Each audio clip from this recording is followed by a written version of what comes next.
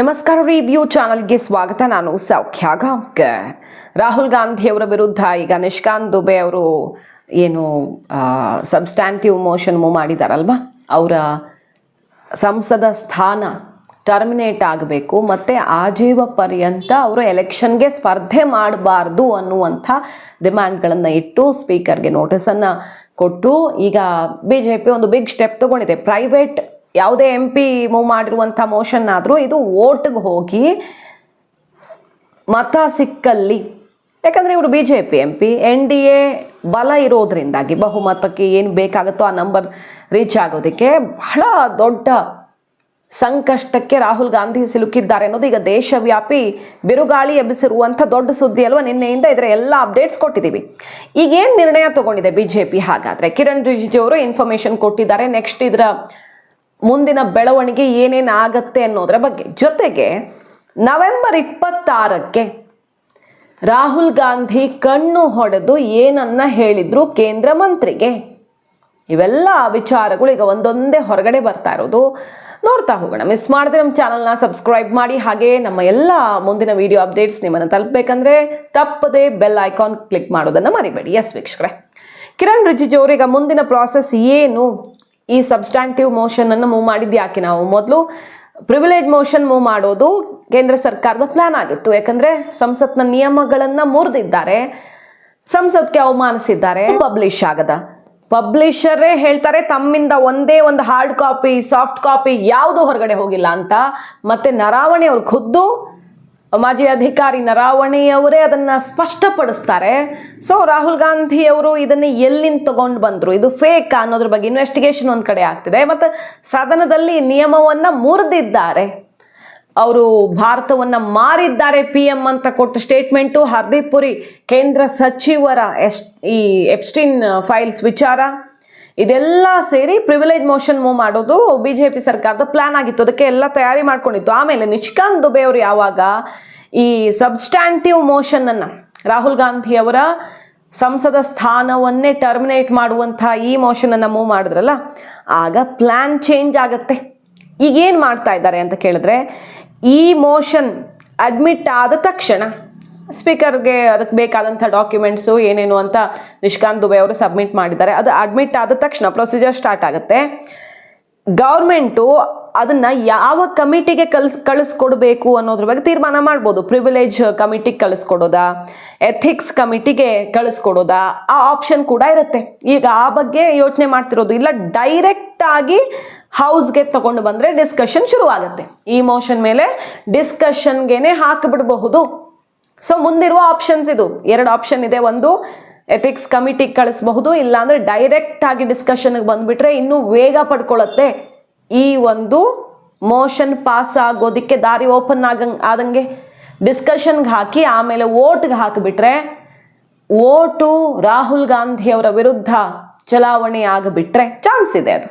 ಯಾಕಂದ್ರೆ BJPಯ MP ಈ motion ಅನ್ನ ಮೂವ್ ಮಾಡಿರೋದ್ರಿಂದ ಭರ್ಜರಿಯಾಗಿ ಅದಕ್ಕೆ ಬಲ ಸಿಕ್ಕಿಬಿಟ್ರೆ ರಾಹುಲ್ ಗಾಂಧಿ ಅವರ ಸಂಸದ ಸ್ಥಾನ ಹೋಗುತ್ತೆ. ಆಜೀವ ಪರ್ಯಂತ ಅವ್ರಿಗೆ ಎಲೆಕ್ಷನ್ಗೆ ಸ್ಪರ್ಧೆ ಮಾಡಬಾರ್ದು ಅಂತಾನೆ ಇಲ್ಲಿ ನಿಷ್ಕಾಂತ್ ದುಬೆ ಅವರು ಪ್ರೊಸೀಜರ್ ಅನ್ನ ಎಲ್ಲ ನಡೆಸ್ತಿರೋದು. ಈಗ पहले तो सरकार ने तय किया था कि एक मोशन मूव करेंगे और राहुल गांधी ने जो नियम तोड़कर और इलीगल तरीके से जो किताब पब्लिश ही नहीं हुआ उसका जिक्र करना, और साथ में कई चीजों का बजट स्पीच में भी बोला उन्होंने, जो देश बेच दिया और अनाप शनाप बातें की, प्रधानमंत्री जी के बारे में बहुत गलत शब्दों का इस्तेमाल किया.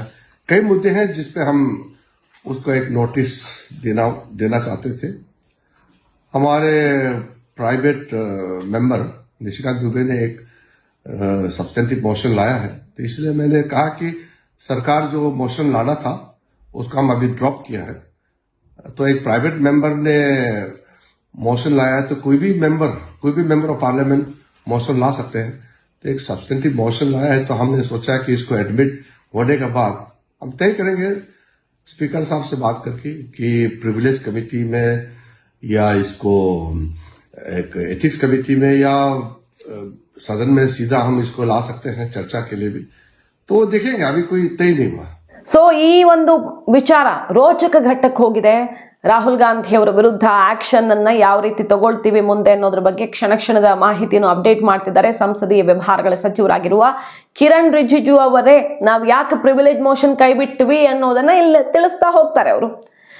ಈ ಮೋಷನ್ ಕೂಡ ತುಂಬಾ ಇಂಪಾರ್ಟೆಂಟ್ ಆಗಿರೋದು, ಯಾಕಂದ್ರೆ ರಾಹುಲ್ ಗಾಂಧಿ ಅವರು ಸವಾಲೆಲ್ಲ ಹಾಕಿದ್ರು, ತಾಕತ್ತಿದ್ರೆ ನನ್ನ ವಿರುದ್ಧ ಪ್ರಿವಿಲೇಜ್ ಮೋಷನ್ ಮೂವ್ ಮಾಡ್ಬೋದಿತ್ತು, ಯಾಕೆ ಮಾಡಿಲ್ಲ ಅಂತ. ಆಮೇಲೆ ಈ ವಿಚಾರದಲ್ಲಿ, ಈ ಸಬ್ಸ್ಟ್ಯಾಂಟಿವ್ ಮೋಷನ್ ವಿಚಾರದಲ್ಲಿ ನಾನು ಏನು ಬೇಕಾದರೂ ಫೇಸ್ ಮಾಡ್ತೀನಿ, ನಾನು ಸತ್ಯ ಹೇಳಿದ್ದೀನಿ ಅಂತೆಲ್ಲ ಸವಾಲು ಹಾಕಿದ್ದಾರೆ. ಸೊ ಇದು ತುಂಬ ಪ್ರತಿಷ್ಠೆ ವಿಚಾರ, ಸರ್ಕಾರದ ಇಮೇಜನ್ನು ಕಂಪ್ಲೀಟ್ ಆಗಿ ಡ್ಯಾಮೇಜ್ ಮಾಡುವಂಥ ಒಂದು ಸ್ಟೇಟ್ಮೆಂಟ್ ಅಲ್ವಾ ರಾಹುಲ್ ಗಾಂಧಿ ಅವರು ಕೊಟ್ಟಿರೋದು. ಈಗ ಅವ್ರ ವಿರುದ್ಧ ಆಕ್ಷನ್ ಆಗದೆ ಇದ್ರೆ ಭಾರತವನ್ನ ಮಾರಿದ್ದಾರೆ ಮೋದಿ ಅನ್ನುವ ಸ್ಟೇಟ್ಮೆಂಟ್ಗೆ ತೂಕ ಕೊಟ್ಟಂಗಾಗತ್ತೆ, ಬಿಜೆಪಿ ಸರ್ಕಾರನೇ ಅದಕ್ಕೆ ಬಲ ಕೊಟ್ಟಂಗಾಗತ್ತೆ. ಸೊ ಆಕ್ಷನ್ ಅನಿವಾರ್ಯ ಅನ್ನೋ ರೀತಿಯಲ್ಲಿ ಬಿಜೆಪಿ ಬಿಗ್ ಸ್ಟೆಪ್ ಅನ್ನ ತಗೊಳ್ತಿದೆ.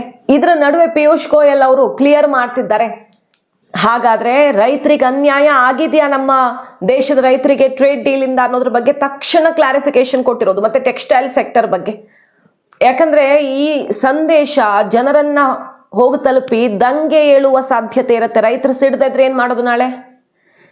ತಪ್ಪು ಮಾಹಿತಿ ಇದು ಅಂತ ಕೇಂದ್ರ ಸಚಿವರು ಘೋಷಣೆ ಮಾಡಿದ್ದಾರೆ. ಕೇಂದ್ರ ಸರ್ಕಾರ ಇದ್ರ ಬಗ್ಗೆ ಟ್ರೇಡ್ ಡೀಲ್ ಬಗ್ಗೆ ಮಹತ್ವದ ಘೋಷಣೆ ಮೊಳಗಿಸಿದೆ ನೋಡಿ. ಇಂಟರಿಮ್ ಅಗ್ರಿಮೆಂಟ್ ಕೂಡ ಇನ್ನೂ ಸೈನ್ ಆಗಬೇಕು, ಅದಾದ್ಮೇಲೆ ನಿಮಗೆ ಕಾಪಿನೇ ಸಿಗುತ್ತೆ. ಅದಕ್ಕಿಂತ ಮುಂಚೆನೆ ನಾವು ಕ್ಲಿಯರ್ ಮಾಡ್ತಿದ್ದೀವಿ, ನಾವು ಯಾವ ಪ್ರಾಡಕ್ಟ್ ಅನ್ನ ಸೇಫ್ ಗಾರ್ಡ್ ಮಾಡಿದ್ದೀವಿ, ಹೈನುಗಾರಿಕೆ, ಪೌಲ್ಟ್ರಿ ಮತ್ತು ಕೃಷಿಯಲ್ಲಿ ಅತ್ಯಂತ ಮಹತ್ವದ ಬೆಳೆಗಳು ಯಾವ್ಯಾವ್ದಿದೆ ನಮಗೆ ಭಾರತಕ್ಕೆ ಆಧಾರ ಆಗಿರೋದು, ಅದಷ್ಟನ್ನು ಸೇಫ್ ಗಾರ್ಡ್ ಮಾಡಿದ್ದೀವಿ. ಆ ಇಂಟರಿಮ್ ಅಗ್ರಿಮೆಂಟ್ ಈಗ ಸೈನ್ ಆಗುವ ಪ್ರಾಸೆಸ್ ಇದೆ. ಭಾರತಕ್ಕೆ ಎಲ್ಲ ಬಗೆಯ ಲಾಭ ಆಗತ್ತೆ ಅನ್ನೋದನ್ನ ಪಾಯಿಂಟ್ ಬೈ ಪಾಯಿಂಟ್ ಸ್ಪಷ್ಟವಾಗಿ ಅಧಿಕೃತವಾಗಿ ಸರ್ಕಾರ ಈಗ ಮಾಹಿತಿಯನ್ನ ರಿಲೀಸ್ ಮಾಡಿರೋದು. ಜೊತೆಗೆ ಟೆಕ್ಸ್ಟೈಲ್ ಸೆಕ್ಟರ್ ಅಲ್ಲಿ ನೋಡಿ, ಬಾಂಗ್ಲಾದೇಶದ ಎದುರು ಭಾರತ ಕುಸಿದು ಬೀಳುತ್ತೆ ಅಮೆರಿಕ ಈ ಟ್ರೇಡ್ ಡೀಲ್ ಇಂದ ಅಂತೆಲ್ಲ ಮೊನ್ನೆ ವಾಗ್ದಾಳಿ ನಡೆಸಿದ್ದನ್ನ ನೆನಪು ಮಾಡ್ಕೊಳ್ಬಹುದು. ಪಿಯೂಷ್ ಗೋಯಲ್ ಅವರು ಅದನ್ನು ಕ್ಲಿಯರ್ ಮಾಡಿದ್ದಾರೆ. ಭಾರತ ಜವಳಿ ಉತ್ಪನ್ನಗಳಿಗೂ ಅಮೆರಿಕದಲ್ಲಿ ಶೂನ್ಯ ಸುಂಕ ಆಗತ್ತೆ.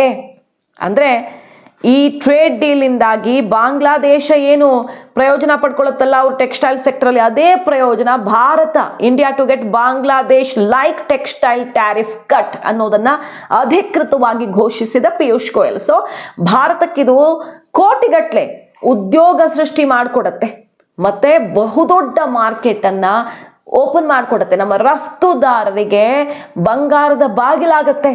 ಅದನ್ನು ಹೊರತುಪಡಿಸಿ ಇಷ್ಟು ತಪ್ಪು ಮಾಹಿತಿ ದೇಶದ ಯುವಕರನ್ನ, ರೈತರನ್ನ ಎತ್ತಿ ಕಟ್ಟುವ, ದಂಗೆ ಎಬ್ಬಿಸುವಂತಹ ಕೆಲಸವನ್ನ ಏನು ಮಾಡ್ತಿದ್ದಾರೆ ರಾಹುಲ್ ಗಾಂಧಿ ಅವರಿಗೆ ಒಂದು ಕಿಂಚಿತ್ತು ಕಾಳಜಿ ಇಲ್ಲ ಈ ದೇಶ ಉದ್ಧಾರ ಆಗಲಿ ಅಂತ ಕೆಂಡ ಉಗುಳಿದ ಕೇಂದ್ರ ಸಚಿವರು. Of speaking falsehood and made baseless allegations. He is misleading our farmers with his fake narrative and trying to provoke our Annadatas. Modi ji has implemented several schemes which have transformed the lives of crores of farmers.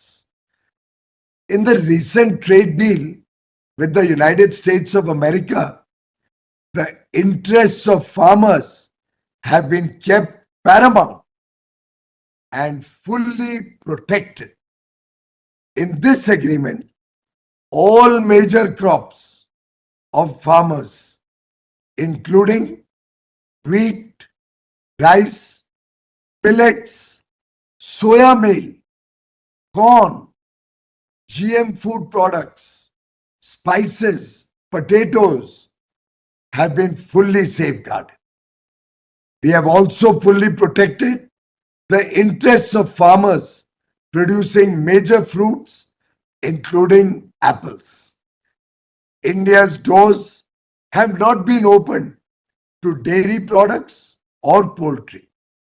The truth is that many of our products, including basmati rice, fruits, spices, tea, marine products, and many more, will find new markets, increase our exports, and boost farmer incomes. Modi ಪಡೆ ರಾಹುಲ್ ಗಾಂಧಿ ಅವರ ವಿರುದ್ಧ ಈಗ ಅಬ್ಬರಿಸ್ತಾ ಇದೆ ಮತ್ತು ಅವರ ವಿರುದ್ಧ ಆಕ್ಷನ್ಗೂ ಕೂಡ ಮುಂದಾಗ್ತಾ ಇರೋದು. ಇದರ ನಡುವೆ ನೋಡಿ, ಹರ್ದೀಪ್ ಪುರಿ ಅವರಿಗೆಲ್ಲ ನ್ಯಾಷನಲ್ ಸುದ್ದಿವಾಹಿನಿಗಳಿಗೆ ಇಂಟರ್ವ್ಯೂ ಕೊಡ್ತಿದ್ದಾರೆ. ಅವ್ರ ವಿರುದ್ಧನೇ ಅಲ್ವಾ ಗಂಭೀರವಾದ ಆರೋಪವನ್ನು ಮಾಡಿದ್ದಾರೆ. ಎಪ್ಸ್ಟೀನ್ ಫೈಲಲ್ಲಿ ಅವರ ಹೆಸರು ಬಂದಿದೆ, ಏನು ಅವರ ಲಿಂಕು ಅಂತೆಲ್ಲ ಕೇಳ್ತಿದ್ದಾರಲ್ಲ ರಾಹುಲ್ ಗಾಂಧಿ ಅವರು. ಅವ್ರ ಹೆಸರನ್ನ ಸೆಷನ್ನಲ್ಲಿ ಪಾರ್ಲಿಮೆಂಟ್ ಸ್ಪೀಚಲ್ಲಿ ಹೆಂಗೆ ತಗೊಂಡ್ರು ಅನ್ನೋದೇ ಒಂದು ದೊಡ್ಡ ಈಗ ಕಾಂಟ್ರವರ್ಸಿಯಲ್ಲಿ ಸಿಕ್ಕಾಕೊಂಡಿರೋದು ರಾಹುಲ್ ಗಾಂಧಿ ಅವರು. ಯಾಕಂದರೆ ಸ್ಪೀಕರ್ಗೆ ಮೊದಲೇ ನೋಟಿಸ್ ಕೊಟ್ಟು, ಮಾಹಿತಿಯನ್ನು ಕೊಟ್ಟು, ಡಾಕ್ಯುಮೆಂಟ್ ಇಟ್ಟು ಆಮೇಲೆ ಮಾತಾಡಬೇಕಿತ್ತು. ನಿಯಮ ಅದು. ಸುಮ್ಮನೆ ಯಾವ್ಯಾವುದೋ ವಿಚಾರ ತಗೊಂಡು ಬಂದು ಕೇಂದ್ರ ಸಚಿವರ ಬಗ್ಗೆ ಇಷ್ಟು ಗಂಭೀರವಾದ ಆರೋಪವನ್ನು ಬೇಕಾಬಿಟ್ಟಿಯಾಗಿ ನನಗೆ ಅನ್ನಿಸ್ತು ಅಂತ ಮಾಡೋಕ್ಕಾಗಲ್ಲ. ಸದನದ ನಿಯಮ ಅದಕ್ಕೆ ಅವಕಾಶ ಮಾಡಿಕೊಡಲ್ಲ. ಅದೇ ಅಲ್ವಾ ಈಗ ದೊಡ್ಡ ಕಾಂಟ್ರವರ್ಸಿ ಕಿಡಿ ಹೊತ್ತಿಸಿರೋದು. ಹರ್ದೀಪ್ ಸಿಂಗ್ ಪುರಿ ಅವರು ಏನು ಹೇಳ್ತಿದ್ದಾರೆ ನೋಡಿ.